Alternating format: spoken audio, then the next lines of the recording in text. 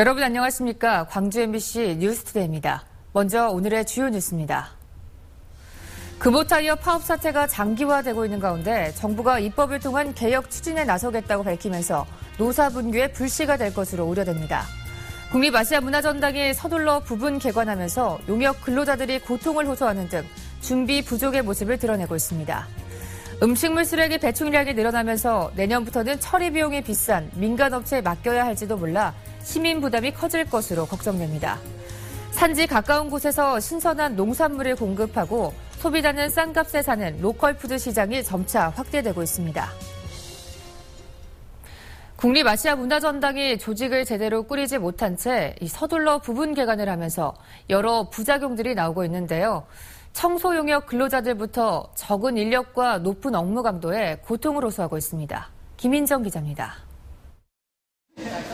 하루 종일 쉬는 시간 없이 아무리 쓸고 닦아도 청소는 끝이 없습니다. 개관 직전까지 공사를 했던 건물은 뒤처리가 제대로 안 돼 물 청소까지 해야 합니다. 감당이 안 돼요, 사실. 감당이 안 돼. 이 인원으로는 여기 청소가 감당이 안 된다는 거죠. 드넓은 문화전당을 청소하는 근로자들은 49명. 이 인원으로 야간 근무에 휴일 근무까지 동원되고 있습니다. 이러다 보니 개관 일주일이 채 안 되는데 벌써 일을 그만두거나 그만두겠다는 사람들도 있습니다. 다 울고 다녀 화장실에서 진짜. 너무 힘들어서. 와이어라는 사람도 있고. 현재 문화전당 청소 용역 인력 규모는 문화전당 건물 연면적의 3분의 1도 안 되는 국립중앙박물관 청소 인력과 비슷하고 연면적이 문화전당의 4분의 3 정도인 서울예술의 전당과 견줘보면 반토막에 가까운 수준입니다. 문화전당은 개관 초기 관람객이 몰리면서 업무가 대폭 늘어난 측면이 있다며 필요하다면 충원을 검토하겠다고 밝혔습니다. 운영을 해가면서 저희가 인력 수요나 이런 부분을 충분히 검토를 해서 부족할 경우에는 좀 더 채용을 해서 서비스에 인력과 조직을 제대로 못 갖춘 채 일단 관람객부터 받기로 한 정부의 결정이 애꿎은 근로자들을 신음하게 하고 있습니다. MBC 뉴스 김인정입니다. 금호타이어 노사 대표자가 이틀째 단독 면담을 진행했지만 합의 도출에는 실패하면서 이번 주말과 휴일에 중대 고비가 될 것으로 보입니다. 금호타이어 노사에 따르면 양측 대표는 그제 밤 11시까지 이틀에 걸쳐 단독 면담을 벌였지만 이견을 좁히지 못함에 따라 잠시 휴식기를 갖고 다시 만나기로 했습니다. 이에 따라 이번 주말과 휴일에 협상이 재개될 것으로 보이지만 양측 모두 핵심 쟁점에서 물러설 수 없다는 태도를 보이고 있어 타결 여부는 불확실한 상태입니다. 노사정위원회의 노동개혁안 타협이 지연되자 정부는 이 입법을 통해 개혁안을 추진하겠다는 입장을 밝혔습니다. 금호타이어 파업 사태의 핵심 쟁점인 임금 피크제도 정부 입법으로 강행될 것으로 보여 노사 분규의 불씨가 될 것으로 우려됩니다. 박수인 기자입니다. 한 달째 이어지고 있는 금호타이어의 최장기 파업 사태. 핵심 쟁점 가운데 하나는 일정한 나이에 든 노동자의 임금을 연차별로 줄여나가는 임금 피크제입니다. 경영진은 내년부터 바로 시행하자는 입장이지만 노조는 내년 단체 협상 때 다시 논의하자며 맞서왔습니다. 내년에 정년 60세 법안이 시행이 되면 내년 단체 교섭에서 합의하여 시행하자라는 게 저희의 입장입니다. 이렇게 노사의 입장이 맞서 있는 임금 피크제를 내년부터는 노사 합의 없이 시행할 수 있는 길이 열릴 것으로 보입니다. 정부는 채용이나 해고, 임금 등에 관한 사규를 사용자가 노조의 동의 없이도 바꿀 수 있는 취업규칙 변경 기준을 노동개혁 입법에 포함하겠다고 밝혔습니다. 내년부터 60세 정년제 시행으로 청년 고용 절벽이 우려되는 상황에서 임금 피크제 도입을 위한 취업규칙 변경의 기준과 절차가 명확해져야 노동계는 정부의 노동개혁안이 현실화되면 고용과 임금이 지금보다 더 열악한 저질 일자리가 양산되고 노사 분규의 불씨가 될 것이라고 우려했습니다. 이 문제는 추진하면 할수록 97년 노동자 대투쟁의 버금가는 투쟁으로 비화될 수밖에 없는 구조를 가지고 있다. 노사 간의 이견과 갈등을 덮어둔 채 힘의 논리로 밀어붙이려는 노동개혁은 적지 않은 후폭풍을 몰고 올 것으로 보입니다. MBC 뉴스 박수인입니다. 광주 시내버스 노사의 임금 협상이 최종 결렬됐습니다. 전남지방노동위원회는 어제 10시간에 가까운 조정회의를 가진 광주 시내버스 노사는 임금 협상안에서 타협점을 찾지 못한 채 회의를 종료했습니다. 사측은 3.67%를 제안했지만 노조는 유급 휴가 하루를 추가한 3.88%를 요구한 것으로 알려졌습니다. 시내버스 노조는 오늘 오전 긴급회의를 거쳐 파업 찬반 투표 실시 여부를 결정할 예정이며 광주시는 파업에 대비해 비상수송 대책 마련에 나섰습니다. 문재인 대표가 재신임 투표를 진행하기로 한 데 대해 호남 중진 의원들이 반발하고 있습니다. 박지원 의원은 자신의 트위터에서 최고위원들의 반대에도 재신임 투표를 일방적으로 선언하는 것은 독선일 뿐만 아니라 친문이냐 반문이냐 선택을 강요하는 것이라고 비판했습니다. 주승용 최고위원도 문 대표가 대화도 없이 복종을 강요하면서 최고위원들을 들러리 세우고 있다고 비판했습니다. 문재인 대표는 내일부터 사흘 동안 전당원 ARS 투표와 국민 여론조사를 실시해 어느 한쪽에서라도 불신임을 받으면 혁신안의 중앙의 통과 여부와 관계없이 대표직에서 물러나겠다고 밝혔습니다. 새정치민주연합의 김동철 의원은 도로교통공단에 대한 국정감사에서 광역시 가운데 유일하게 광주에만 운전면허 시험장이 없다며 시험장 신설을 촉구했습니다. 김동철 의원은 광주에 운전면허 시험장이 없어 시민들이 나주에 있는 전남 시험장을 이용하고 있고 이 때문에 불편을 겪는 것은 물론 경제적 손실을 입고 있다며 광주에 시험장 신설이 시급히 추진돼야 한다고 주장했습니다. 무등산 정상이 가을을 맞아 다음 달 3일 시민에게 개방됩니다. 광주광역시와 무등산 국립공원 사무소는 군부대와 협의해 무등산 정상 군부대 내 지왕봉과 인왕봉 주변을 개방하기로 했다고 밝혔습니다. 이번 개방 구간은 서석대에서 부대 후문을 통과해 부대 영내에서 정문으로 나가는 0.9km 구간이며 개방 시간은 오전 9시부터 오후 4시까지입니다. 개방 당일 정상에서는 무등산의 사계절을 담은 사진 100여 장이 전시됩니다. 음식 문화가 발달한 광주는 음식물 쓰레기 배출량도 많습니다.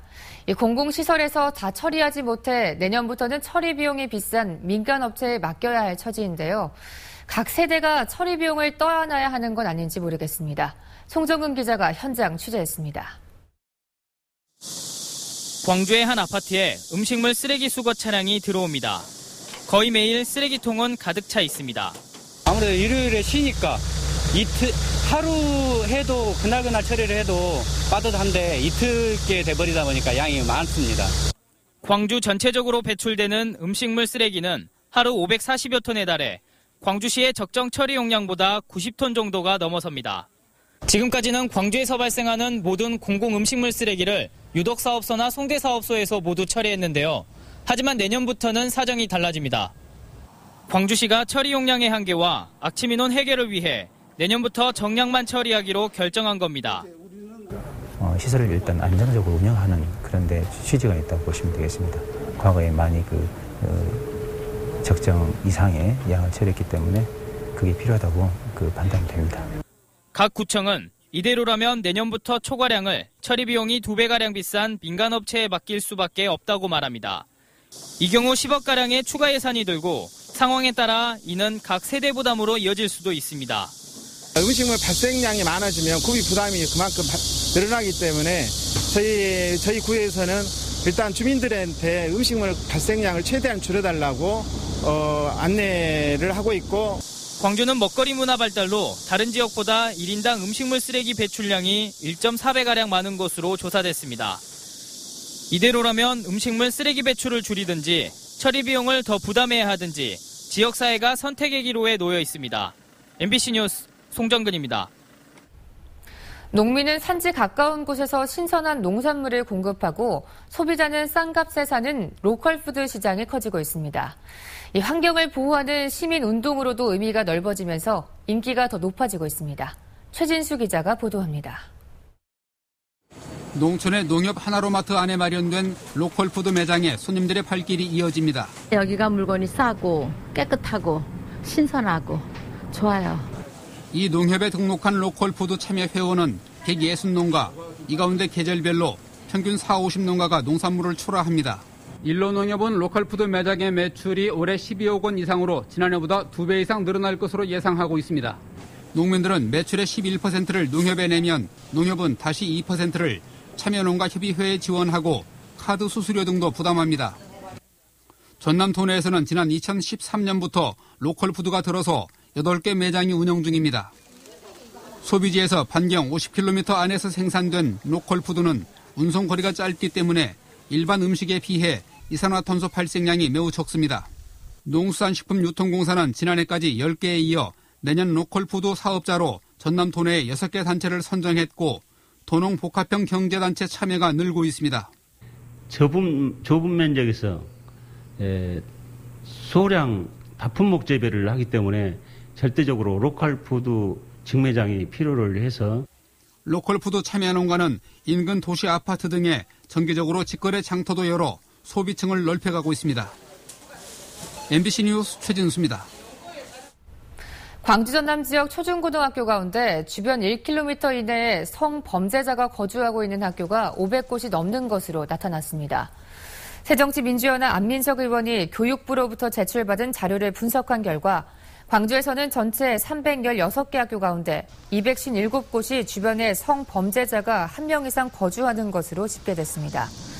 전남은 전체 829개 학교 가운데 289개 학교 주변 1km 안에 성범죄자가 살고 6명 이상 거주하고 있는 학교도 31곳에 이르는 것으로 나타났습니다. 이웃 간의 갈등과 분쟁을 해결하기 위해 중재 역할을 하게 될 마을 분쟁 해결센터가 광주에 문을 열었습니다. 남구 마을 공동체 협력센터에 마련된 광주 마을 분쟁 해결센터는 아파트 층간 소음이나 골목길 주차 분쟁, 쓰레기 투기 등 이웃 간의 갈등과 분쟁을 당사자들이 대화를 통해 자율적으로 해결할 수 있도록 중재하는 역할을 합니다. 센터는 생활 분쟁 해결 신청이 들어오면 변호사나 법학 교수 등 25명의 법률 전문가들로 구성된 조정인이 의견을 듣고 분쟁을 진행합니다. 어젯밤 11시쯤 나주시 노안면 한 정미소 창고에서 불이 나 창고 건물과 나락 건조기 등을 태우고 소방서 추산 2,500만 원의 재산 피해를 낸 뒤 1시간 만에 꺼졌습니다. 소방당국은 나락 건조기가 많이 탄 점으로 미뤄 건조기의 기계적 결함으로 인해 불이 시작된 것으로 보고 날이 밝는 대로 정밀 감식을 벌일 예정입니다. 베트남 호치민 주석의 리더십 등에 대한 국제 학술 대회가 열렸습니다. 한국 베트남 학회 주관으로 조선대학교에서 열린 국제 학술 대회에서 한국과 베트남의 학자와 연구자들이 올해로 탄생 125주년을 맞은 호치민 주석의 실용주의 리더십 등을 주제로 토론을 벌였습니다. 한국 베트남 학회에서는 이에 앞서 한배 문화교류협회 후원으로 팜후지 주한 베트남 대사 등이 참석한 가운데 베트남 동해의 평화를 기원하는 사진전을 열었습니다. 제23회 인방울 국악제가 광주 문해회관 대극장에서 치러진 전야제를 시작으로 나흘간 열립니다. 광주광역시가 주최하고 인방울 국악진흥회가 주관하는 인방울 국악제에서는 판소리 명창들이 대통령상을 놓고 실력을 겨루게 됩니다. 광주 황교에서는 일반 시민을 대상으로 한 인방울 판소리 장기자랑도 함께 열립니다. 지병문 전남대학교 총장이 전국 국공립대학교 총장협회장으로 추대됐습니다. 전남대에 따르면 전국 국공립대학 총장협의회에서 지병문 총장이 만장일치로 총장협회장으로 추대됐다고 밝혔습니다. 전국 국공립대학교 총장협의회는 전남대를 포함해 서울대와 부산대 등 거점 국립대학과 광주교육대학 등 41개 국공립대학이 참여하고 있습니다.